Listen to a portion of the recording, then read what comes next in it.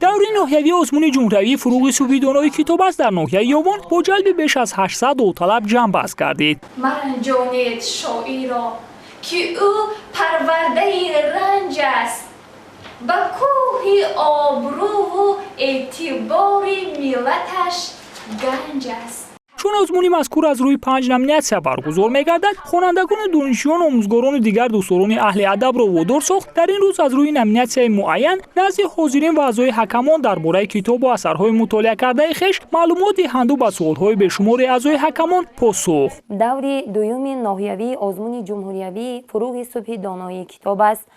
برگزار گردیده ایستاده است که در این دور از دور اول به دور دوم 867 نفر داوطلبان راهخط یافتند. امروز و در رفت پرسیدن ما معلوم گردید که داوطلبان طبق نظامنامه آزمون جمهوری فروغ صبح دانایی کتاب است آماده گردیدند. ما را بسیار هم خرسند می‌سازد که انا همین اقدام خردمندانه، یک اقدام بسیار هم معرفت پرورانه و فرهنگ دوستانه پیشوای ملت سببگار شد و امروز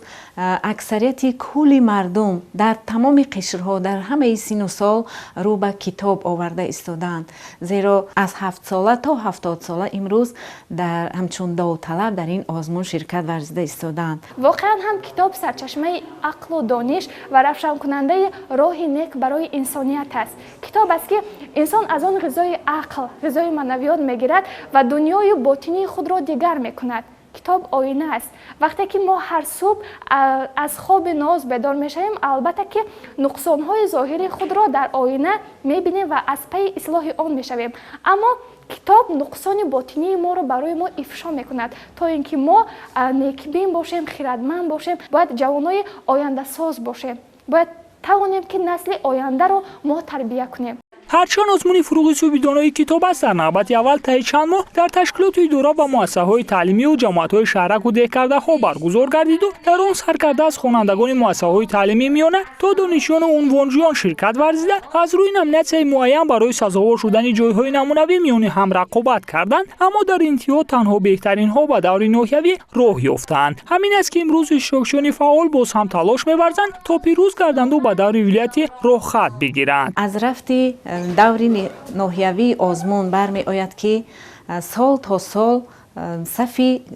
دوستداران کتاب، صف آنهایی که میخواهند در این سبقت معرفت اشتراک نمایند زیاد شده ایستاده است، زیرا سالهای قبلی با این قدر آمادگی، با این قدر تعداد زیاد خوانندگان اشتراک نمی‌کردند و این سال با نسبت سالهای پیشینه دیده باز هم شماره اشتراکداران، شماره داوطلبان این آزمون زیاد شده است. ما بین هم قوه آزمایی کردیم و اعضای حکمان بیشتر به ما از همون طبق نظامنامه سوال دادن، یعنی همون شاعرانی که لااقل 50% ما باید از آنها آماده شده باشیم و از نویسندگان باشد لااقل 25 نویسنده اثرهای آنها را ما مطالعه کرده باشیم، از روی آن همین بهاگذاری نمودند. باید گفت که اکثر داوطلبان آزمون امروزه پس از اشتراک در دورهای گذشته فرصت رو غنیمت دانسته شماره اثرهای خوانده خویش را تا دور ناحیوی آزمون بیشتر کردند که این یکی از شرطها و کلید پیروزی و به دورهای ولایتی راهخط گرفتنیشان در آزمون مذکور شد. عیسی بره دید یکی کشته فتاده است، حیران شد و بگریفت به دندان سری انگشت، گفتا کی را کشتی تا کشته شدی زار، تا باز که او را بکشد آنکی کو را کشت. همین طریق پس از رقابت‌های طولانی و برآمد کردن داوطلبان از اعضای حکمان 85 نفر از اشتراکچیان به دور دیگر یعنی ولایتی راه یافتند.